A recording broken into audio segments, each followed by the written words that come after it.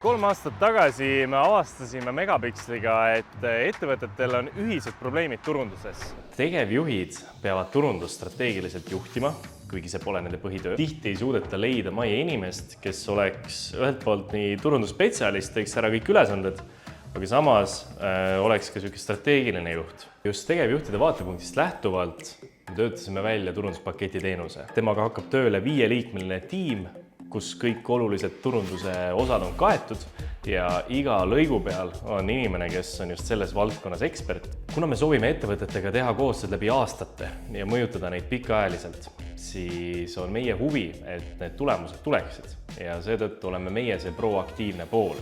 Meil oli üks klient, kellel me olime päringute arvu suurendanud 2 korda võrreldes eelmise aastaga. Aga klient ütles, et kuidagi müüki ei ole nagu samas tempos tõusnud.